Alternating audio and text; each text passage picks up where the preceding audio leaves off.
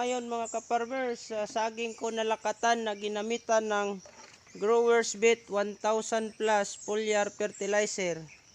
Mahigit pa isang buwan pa lang itong ginamitan. At ito ngayon ay nasa 18 days na itong hindi pa ako nagdilip. Yan ang hitsura ng saging. Yung kanyang mga dahon. Tingnan nyo. Maganda na, mahiyabong. Berde na berde ang kulay. At yan, 18 days. Hindi pa nagdilip. So, may sigato ka man, ganyan na lang kakaunti. Kahit mainit ngayon, tag-init. Yung dahon niya, tingnan nyo. Malapad at malapad na at hindi parang yung pabagsak yung kanyang forma. Yan. Ang laki talagang pinagbago simula nang gumamit ako nitong Growers Beat 1000 plus. Ganun kaganda yung aking saging ngayon.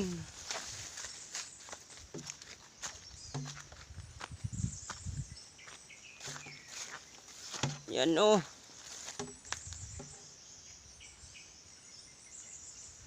Ganun kaganda ang Growers Beat 1000 plus.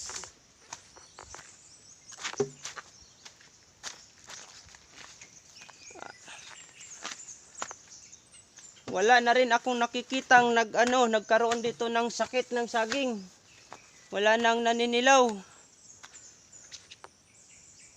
Yan. Simula nang gumamit ako nito, wala na ni isa dito na naninilaw na tinamaan ng sakit ng saging.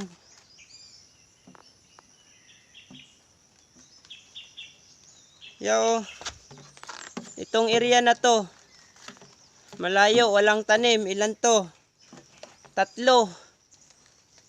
Yan, naging bakante kasi kinuha ko nung hindi pa ako gumamit ng Growers Beat. Yan, yung area na yon.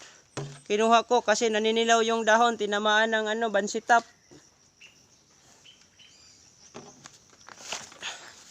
Pero ngayon wala na. Wala nang naninilaw. Kaya kayo subukan nyo na rin ito. Mag-comment na kayo sa akin para makagamit na rin kayo nito. Dahil mayroon na tayong stock na dumating. Para naman sa gustong gumamit ay mayroon na tayong ibigay sa kanilang para maggamit. Meron na pala dito nagsimulang magbunga. Ito. May puso nang lumabas.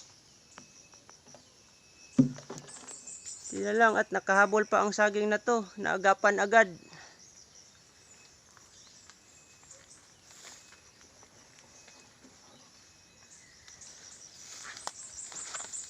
Yan, kagaganda ang saging ko ngayon. Ito na talaga ang mabisa na panlaban sa lahat ng uri ng sakit ng saging na nagamit ko.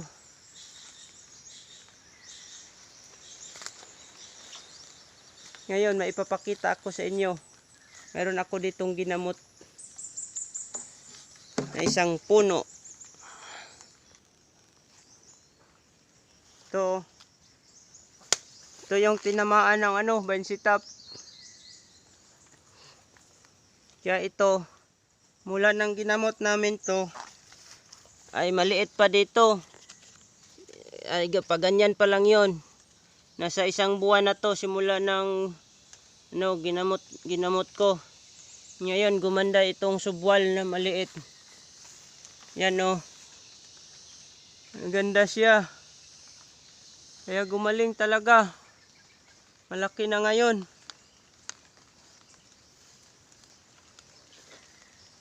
Yan.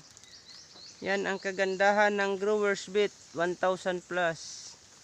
Kaya abangan ko pa rin ito hanggang sa magbunga. Ito, puputulin ko na lang to kasi okay na tong kanyang subwal. At para lang to na mapakita na mayroon na talagang gumaling na tinamaan ng bansitap dito sa area ko. Ito.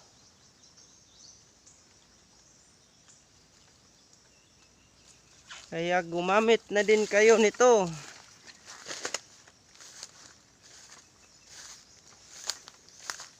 Ito na ang solusyon sa problema ng ating sagingan.